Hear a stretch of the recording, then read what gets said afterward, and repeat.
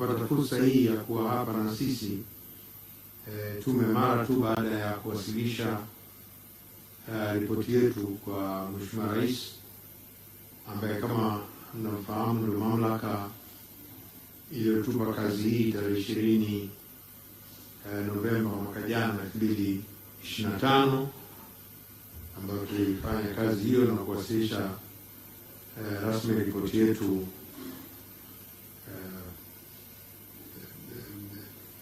wiki iliyopita.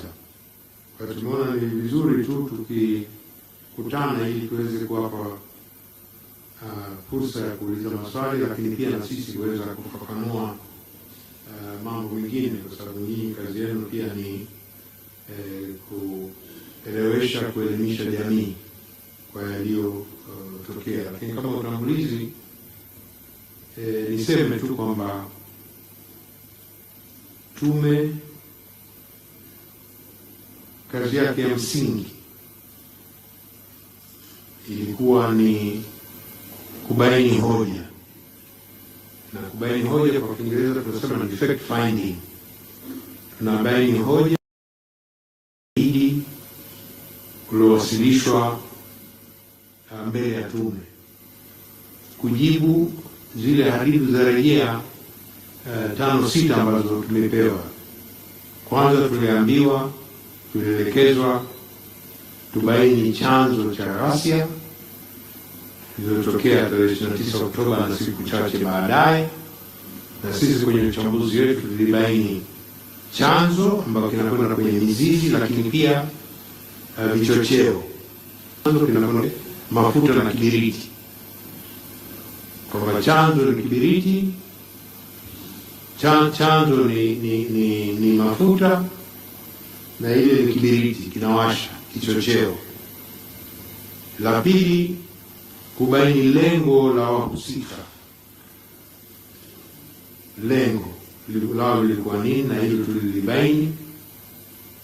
La tatu, kuhusu nani wahusika, tukachambua tukasema aina ya wahusika kutokana na ushahidi. Jingine tulioelekezwa ni kutafuta na kubaini madhara ya kibinadamu, ya kiuchumi, ya kijamii na mengineyo yanayotokana na ilichotokea tarehe 29 Oktoba. Jingine lilikuwa ni kuangalia swala la kubaini, kuzuia na kudhibiti kilichotokea. Unajua, vyombo vyetu vya ulinzi na usalama vina wajibu wa kubaini, kuzuia, kudhibiti, ngazi 3 hizo. Kwa hilo pia tulifanyia kazi. Jingine tulifanyia kazi ni swala la utawala wa sheria, swala la uwajibikaji, swala la maridhiano na masuala ya katiba mpya, na tumekuja mapendekezo ya muda mfupi, muda wa kati na muda mrefu. Sasa kama nilivyosema, nisema kwamba tume tulipewa siku 153 kufanya kazi, na tulifanya kazi mfululizo kwa siku hizo 153.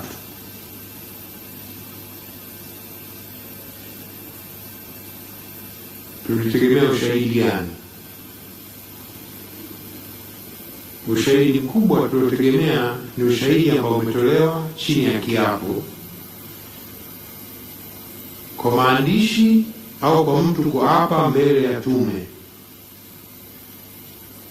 Kwa ushahidi wanaokuja mbele ya tume wameapa, na wengine wameapa kwa kiapo cha maandishi, kwa wengine tunaita affidavit evidence, ushahidi wa kiapo ambao pia unaweza kutolewa mahakamani.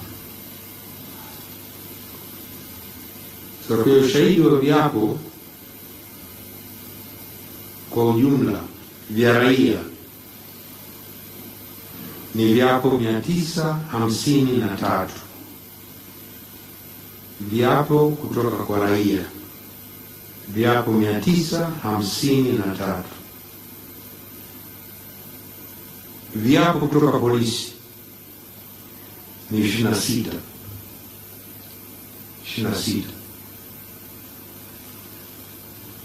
Kwenye kitu kingine tulotegemea pia ni madodoso kwa njia ya mtandao.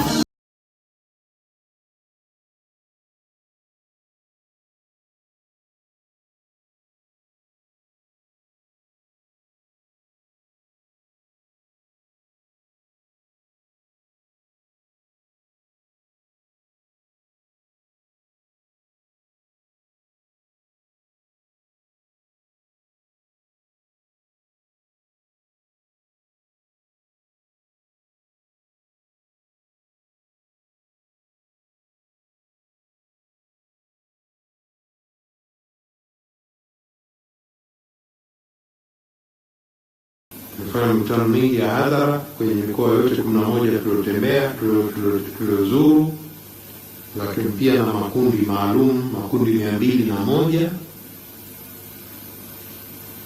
iliyohudhuriwa na watu 3565.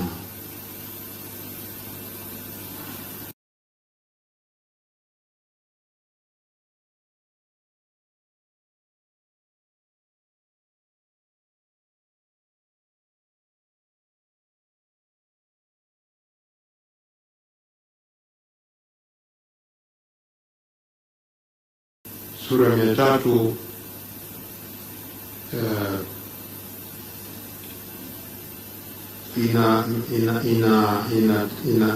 inasema kwamba jukumu la polisi ni kulinda amani. Kifungu cha 5, kulinda amani, kulinda mali za watu na kulinda uvunjifu wa amani, law and order. Ni kazi ya polisi. Jukumu kubwa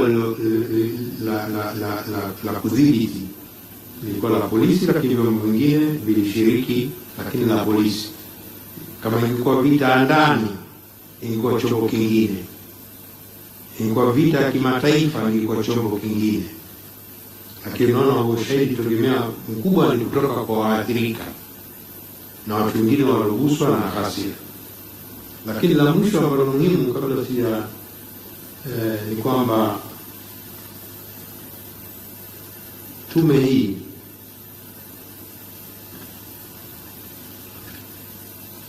imekutana ana kwa ana na watu 6505. Tumekutana ana kwa ana na watu 6205.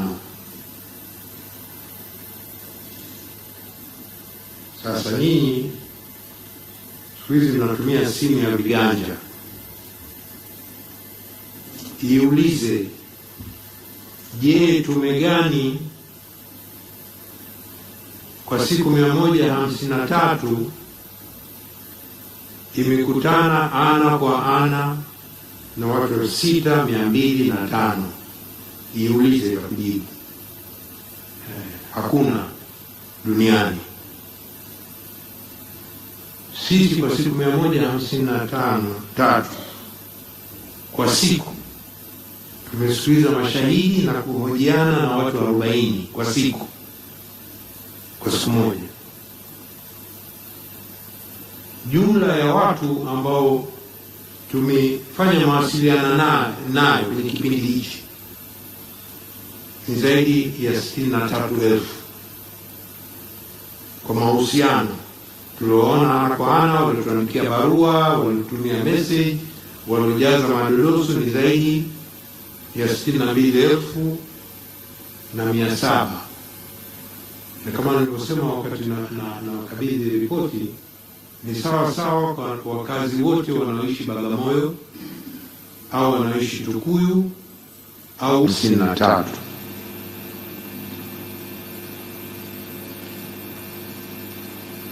Tulitegemea ushahidi gani?